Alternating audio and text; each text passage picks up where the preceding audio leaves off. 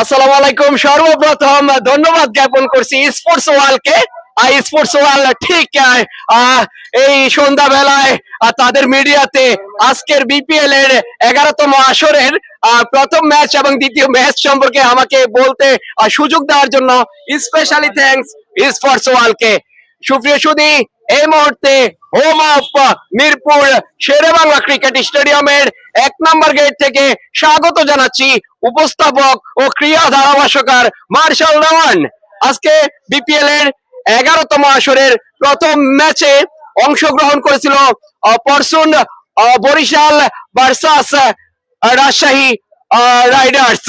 আপনারা জানেন পরশুন বরিশাল তারা অসাধারণ খেলেছে, বিশেষ করে আজকে মাহমুদুল্লাহ রিয়াদ তার ওই ব্যাটের ঝলকে তার যে অসাধারণ পারফরমেন্স, সে অসাধারণ পারফরমেন্সে আজকে পরশুন বরিশাল প্রথম ম্যাচে জয়লাভ করতে সক্ষম হয়।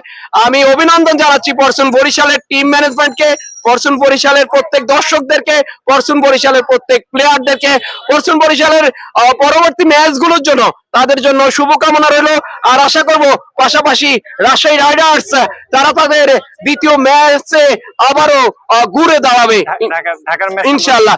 দ্বিতীয় ম্যাচ সম্পর্কে একটু বলি। ঢাকা আমার স্বপ্নের একটি দল, ভালোবাসার একটি দল, কারণ প্রায় 6 বছর আজকে ঢাকাতে জব করে ঢাকাতে থাকি, সেজন্য সবসময় ওই হৃদয়ের রাজধানী থেকে, অন্তরের অন্তঃস্থল থেকে ঢাকাকে অনেক ভালোবাসি। অনেক আশা নিয়ে, অনেক স্বপ্ন নিয়ে আজকে home of Mirpur Sher-e-Bangla cricket স্টেডিয়ামে ঢাকার সাপোর্টার হিসেবে এসেছি, কিন্তু শেষ পর্যন্ত ও 40 রানের পরাজয় নিয়েই মাঠ ত্যাগ করতে হলো। সত্যি খারাপ লাগলো। তো আশা করি রংপুর রাইডার্স তারা অসাধারণ খেলেছে। তাদের বোলিং ডিপার্টমেন্ট, তাদের ফিল্ডিং ডিপার্টমেন্ট, তাদের ব্যাটিং ডিপার্টমেন্ট, একটা দল যখন 3টা ডিপার্টমেন্টে ভালো করে তখন সেই দল অনায়াসে জয়ের বন্দরে চলে যেতে পারে। তদ্রুপ সেটাই হলো আজকে রংপুর রাইডার্স এর। ঢাকা ক্যাপিটাল তারা আজকে তেমন ভালো করতে পারেনি।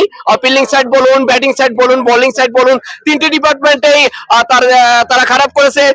আশা করব পরবর্তী ম্যাচে সাকিব খানের ঢাকা, তিশারা পেরেরার ঢাকা, সাব্বির রহমানের ঢাকা ঘুরে দাঁড়াবে ইনশাআল্লাহ। এবারের 11তম আসরে ঢাকা চ্যাম্পিয়ন হবেই হবে ইনশাআল্লাহ। আপনার কি মনে হয় চ্যাম্পিয়ন ঢাকা হবে? আমি আশাবাদী, কারণ ক্রিকেটের প্রাণ, ক্রিকেটের আত্মা হচ্ছে দর্শক।